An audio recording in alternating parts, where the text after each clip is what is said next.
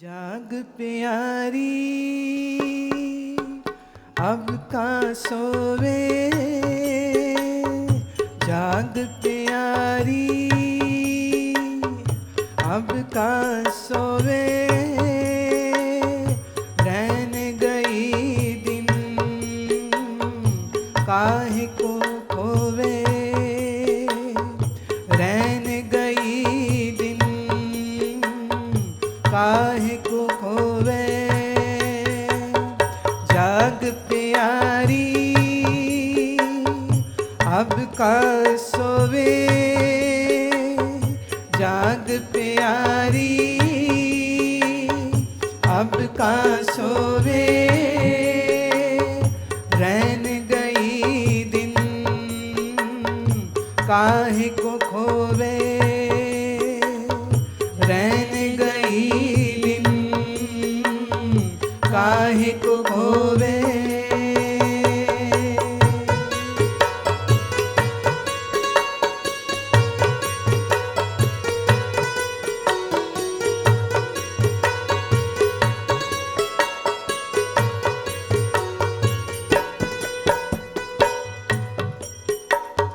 जिन जागा तिन मानिक पाया, जिन जागा तिन मानिक पाया, तैं बोरी सब सोए गवाया, तैं बोरी सब सोए गवाया। प्रिय तेरे चतुर तू मूर्ख नारी, प्रिय तेरे चतुर तू मूर्ख नारी। कब हूँ न पिय की सेज सवारी, कब हूँ न पिय की सेज सवारी। जाग प्यारी अब का सोवे,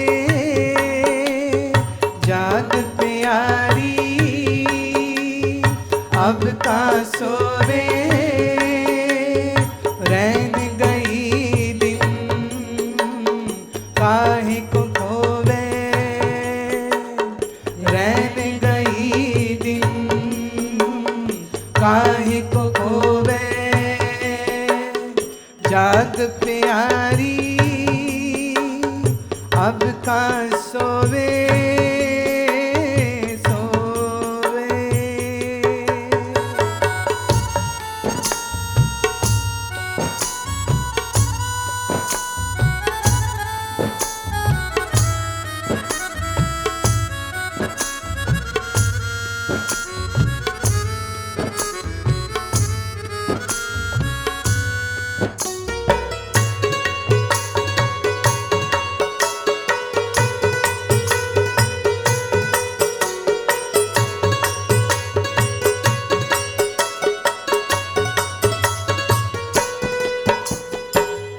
बोरी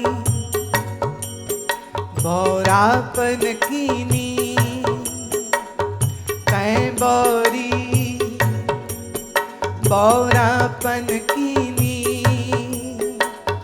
जीवन भर पिया अपनो न छीनी, जीवन भर पिया अपनो न छीनी। जाग देख पिय सेज न तेरे, ना तेरे। जाग देख पिय सेज न तेरे, तो ही छाड़ उठ गए सवेरे, तो ही छाड़ उठ गए सवेरे। जाग प्यारी अब का सोवे, जाग प्यारी अब का सोवे, रैन गई दिन काहे को खोवे।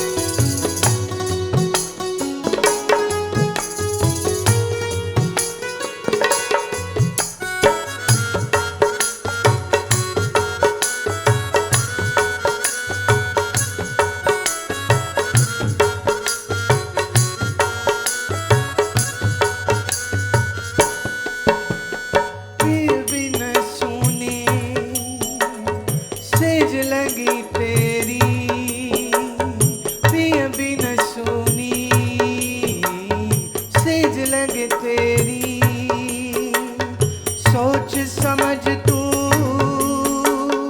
अजहू न हेरे, सोच समझ तू अजहू न हेरे। कहे कबीर सोई जन जागे,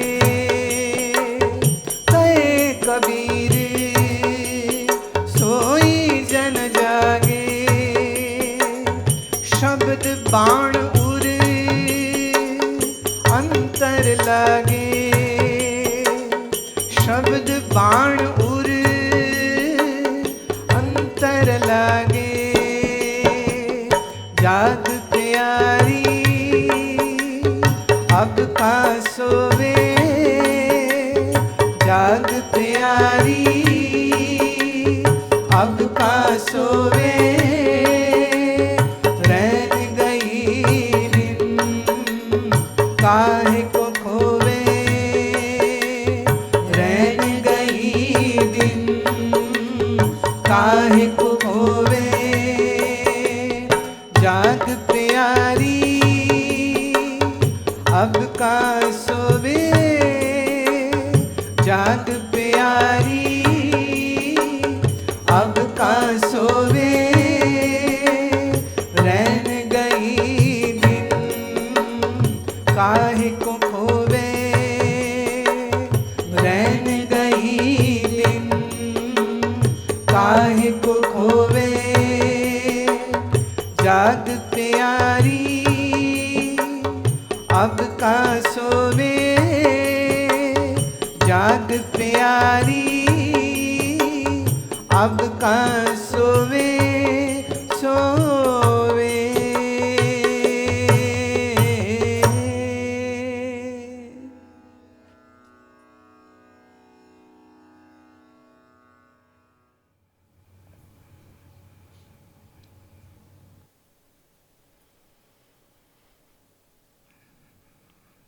कबीर तंज करते हैं, इट्स अ सटायर। रात सो के बिता दी, दिन खा के बिता दिया, तो तू वो दुहागन है, माने जिसका पति तो है पर वो पति को प्यारी नहीं है, क्योंकि वो पति के योग्य नहीं है।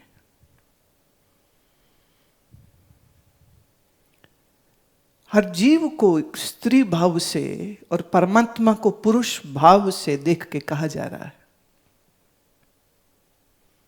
एक उलाहना है, एक ताना है जो कबीर साहब मार रहे हैं। जाग प्यारी अब क्या सोवे, रात तूने सो के बिता दी, अपने पति का संग प्राप्त नहीं किया, उसका प्रेम, उसका सानिध्य, वो खुशी तुमको प्राप्त नहीं हुई। सो रही है अभी भी, रात गंवा ली अभी भी सो रही है। रात तो तेरी गई, अब दिन भी मत गंवा। दिन, कम से कम दिन को तो ठीक तरह से जी ले। संबंधों के प्रसंग में अगर देखें तो पति पत्नी का संबंध बहुत निजी, अंतरंग, वार्म, अफेक्शनेट, और भारत की स्त्री को तो खास करके ये समझाया जाता था कि तेरा पति ही सब कुछ है, इसलिए उसको रिझाओ, वो खुश रहना चाहिए, क्योंकि पति प्रसन्न तो फिर तुम्हारा ससुराल तुमसे खुश, तो फिर तू अच्छे से जी सकेगी।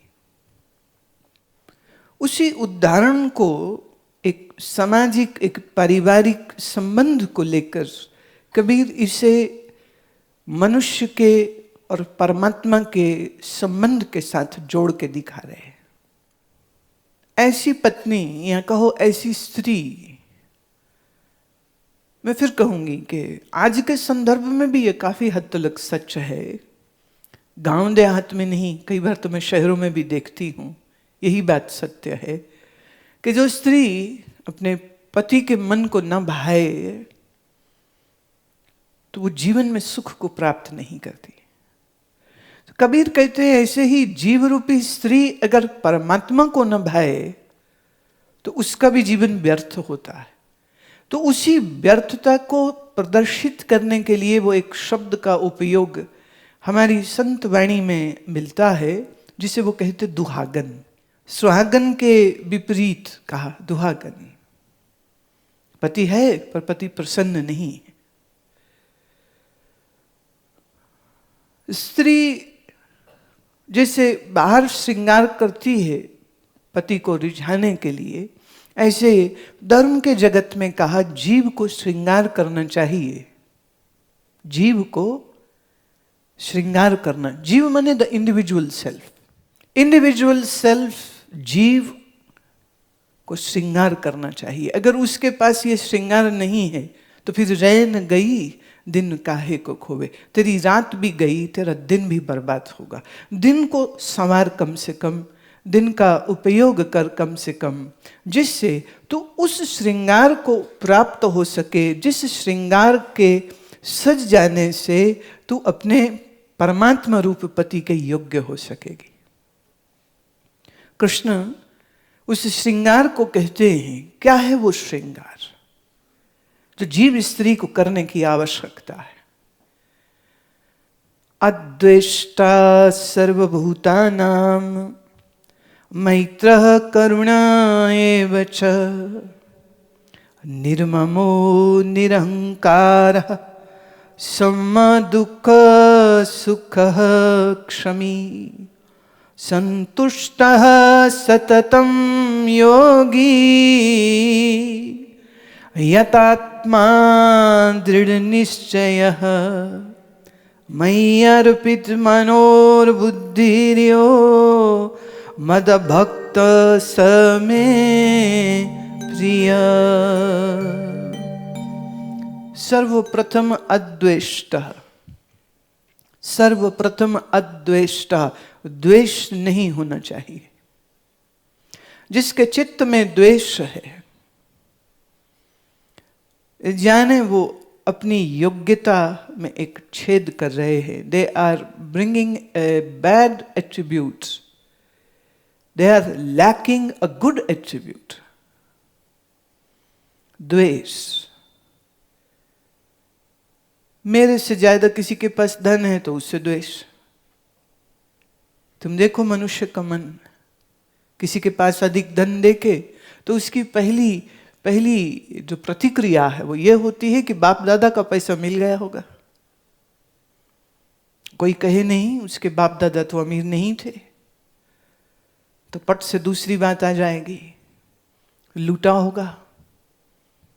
कोई कहे नहीं ये तो बहुत मेहनती इंसान है, इसकी तो फैक्ट्री है, तो फिर वो अपने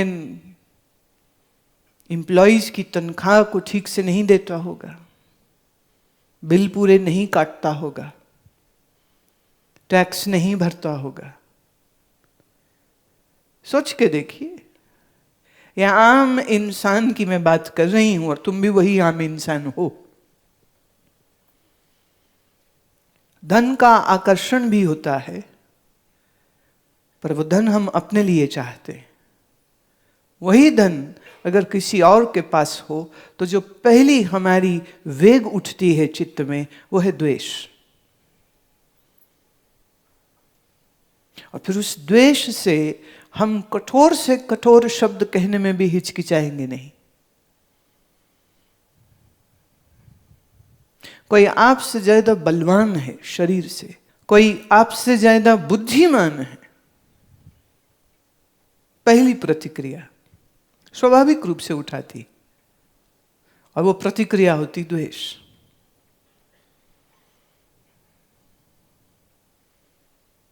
अब हम शरीर का बल तो बढ़ा सकते हैं, व्यायाम करो, कसरत करो, पहलवानी करो, अखाड़े में चले जाओ, जिम ज्वाइन कर लो, आसन करने लग जाओ, शरीर का बल बढ़ सकता है। पर बुद्धि का बल बढ़ाने का कोई जिम भी तो नहीं होता। काश होता, सीरियसली काश होता। ये मेरी एक यूटोपियन डिजायर है। बुद्धि को बढ़ाने वाली एक व्यायामशाला होती, बुद्धि को बढ़ाने वाली। मैं अपने बहुत सारे जो हमारे इंजीनियर शिष्य हैं, मैं कई बार उनको कहती हूँ कि आप कोई मशीनरी बनाइए, कोई ऐसी मशीन, कोई ऐसी डिवाइस बनाइए कि हम व्यक्ति का दिमाग जो है उन इलेक्ट्रोड्स के साथ जोड़ें और एक सर्टेन फ्रीक्वेंसी उस मशीन से निकले जो हम इलेक्ट्रिकली उसके दिमाग को देवें और the whole brain gets reset, और जो हिस्से काम ही नहीं कर रहे हैं वो काम करने लग जाए। सोचो, मैं भी कोई ऐसी, जैसे किसी को पैरालिसिस हो जाए तो अल्ट्रासोनिक वेव्स हम देते हैं फिजियोथेरेपी में, एंड इट वर्क्स नाइसली। कुछ दिनों के बाद वो अच्छा काम करता है। एक्यूपंक्चर बहुत अच्छा काम कर, एक्यूप्रेशर बहुत अच्छा काम करता है। तो मेरे वैद्य, फिजिशियन, साइंटिस्ट, इंजीनियर जो शिष्य है या मित्र है या परिचित है, मैं उनसे अक्सर कहती हूँ एक मशीन की मुझे बड़ी जरूरत है। तुम तो अपने हो इसलिए कह रही हूं। जब मूर्खों की जमात सामने आके बैठती है तो समझ नहीं लगती बोलूं क्या। विज्ञान बोलूंगी समझ आएगा नहीं, वेदांत बोलूंगी समझ आएगा नहीं, योग बोलूंगी समझ आएगा नहीं, तो बोलूं क्या, क्या बात करूं। क्षमता भी तो कुछ हो। एक पत्नी ने अपने पति से कहा, मेरे आधे सर में बड़ी दर्द हो रही है। पति कहता है, जितने हिस्से में दिमाग होगा उतने हिस्से में ही तो दर्द होगी। फिर उस दिन के बाद इस स्त्री का आधे सिर का दर्द कभी नहीं हुआ। फिर जब हुआ पूरा ही हुआ, फिर उसने आधा कभी नहीं कहा। बुद्धि चाहिए, श्रेष्ठ बुद्धि चाहिए। अब उस श्रेष्ठ बुद्धि का अभाव है अगर, फिर मनुष्य की सहज प्रतिक्रिया क्या होती है? द्वेष। कोई शरीर से हमसे ज्यादा सुंदर है, हमसे ज्यादा सुंदर। अब सुंदरता सब जगह, सब देशों में, सब संस्कृतियों में अलग अलग रूप से डिफाइन होती है। जैसे अफ्रीका के कुछ देशों में जितना चौड़ा नाक हो उतनी सुंदर स्त्री, and the heavier bottoms the more beautiful she is. खाती पीती होनी चाहिए। जैसे आप भैंस गाय तगड़ी लेते हो ना, वो कहते हैं इससे पत्नी भी तगड़ी होनी चाहिए। रूखी सूखी हड्डी निकली वो पसंद नहीं है। पर अगर आप यूरोप में चले जाएंगे, the skinny is the best. 0 size, हड्डियां दिखनी चाहिए, गिन सको तुम 12 रिब्स पूरी गिन सको। फ्लोटिंग रिब जो है एक, वो भी दिख जाए। Nothing like that. एक्सरे की जरूरत ही नहीं, सारे अंदर के जो औजार हैं वो बाहर से ही दिख जाते। Lot of money get saved, no X-ray, no ultrasound. इतना पतला होना चाहिए शरीर।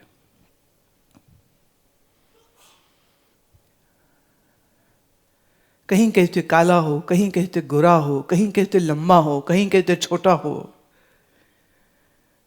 सुंदरता का अलग अलग पैमाना है, पर हमारी खोपड़ी में जो बात घुस जाती है कि इसको सुंदर कहते हैं, और अगर हम उसमें फिट नहीं आते हैं तो बहुत पीड़ा होती। और वो डेफिनेशन जिसके ऊपर लागू हो रही है उसके प्रति फिर सहज प्रतिक्रिया एक वेग की तरह जो उठती, द्वेष।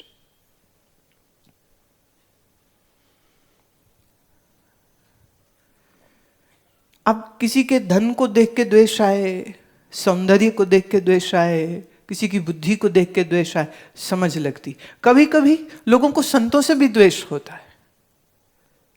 तुम कहोगे वो कैसे? मैं पिछले 35 सालों से भुगत रही हूं उसको। लोग चिट्ठी भेजते हैं, हम आपके जैसे होना चाहते हैं। पागल हो? क्यों मेरे जैसे क्यों होना चाहते? कोई कहता है मैं विवेकानंद जैसा होना चाहता हूं। कोई कहते मैं मीराबाई जैसा होना क्यों होना चाहते हो? मीराबाई किसी के जैसे नहीं थी। विवेकानंद किसी को कॉपी करके विवेकानंद नहीं बने थे। रामकृष्ण परमहंस किसी की कॉपी करके रामकृष्ण नहीं। They were original in their own natural way. हम उनके जैसे हो जाएं।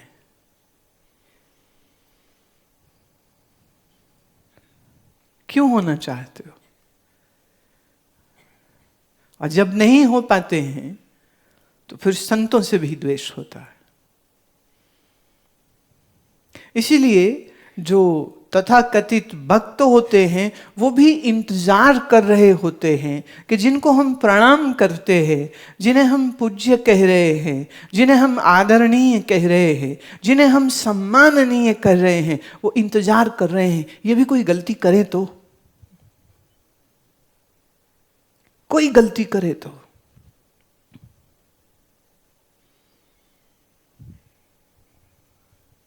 संजोगवशात ऐसा हुआ। मेरे पास कुछ लोग आए, बड़े दुखी थे। क्या हुआ? बोले हमारे गुरुजी जेल में हैं आजकल, हम बड़े शर्मसार हैं। सर झुका लिया, आंखें झुका ली। मैंने कहा आप क्या समझते हैं कि जो उनके ऊपर आरोप हैं वो सत्य हैं? कहते सब यही कह रहे हैं। मैं ठीक है, अगर सब यही कह रहे हैं, इसका मतलब if majority if says that he is guilty and you believe that he is guilty, then you were never his disciple.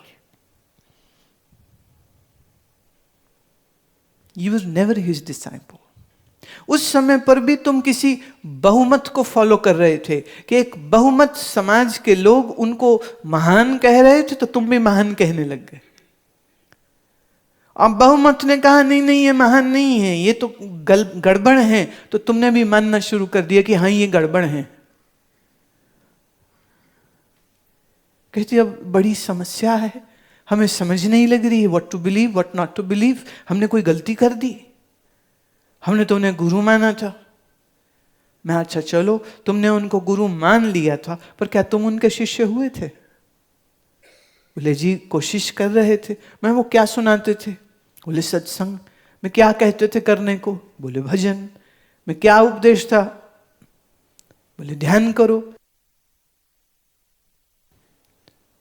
तो मैंने कहा फिर वो ध्यान करते हो? वो सदुपदेश के अनुसार जो भजन करना चाहिए वो भजन करते हो? जो स्वाध्याय उन्होंने कहा करना चाहिए वो तुम करते हो?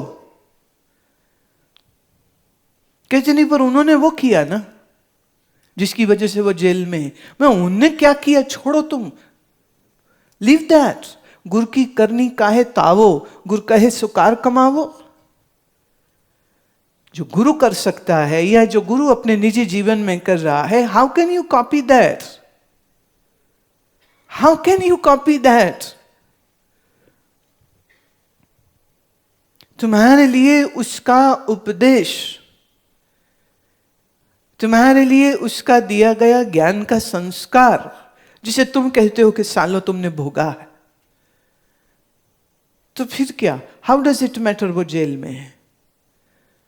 अंग्रेजों ने श्री अरविंद को जेल में डाल दिया था तो वो क्या अपराधी थे? और तो और श्री गुरु नानक देव को जेल में रहना पड़ा था तो क्या वो अपराधी हो गए? बहुत लोग नहीं जानते होंगे, बहुत लोग नहीं जानते इस बात को।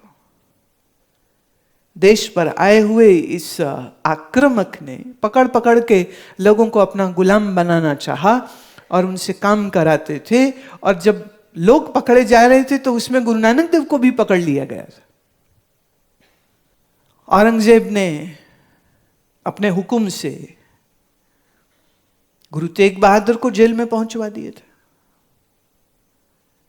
तो जेल में जाने से उनकी गुरुता कम हो गई? बात समझने की है।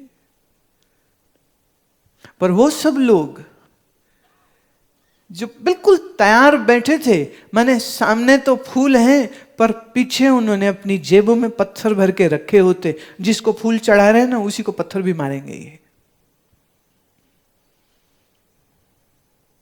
इसलिए लोगों की जय जयकार या लोगों की सम्मान की मैं कोई वैल्यू नहीं करती हूं। एक क्षण लगता है, एक क्षण लगता है।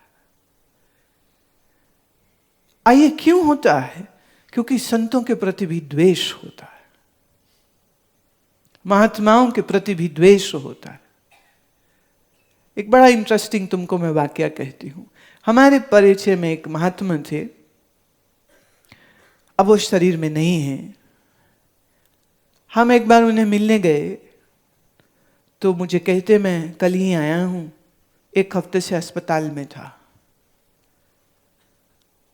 अब वो व्हीलचेयर दिखा रहे कि देखो व्हीलचेयर, और ऑक्सीजन का सिलेंडर भी पड़ा था, और लंबा लंबा सांस ले रहे थे। मेरी सांस नहीं आ रही थी, तो मैं एक हफ्ते अस्पताल रह के आया हूं। और मैं चुपचाप सब देख रही थी और सुन रही थी।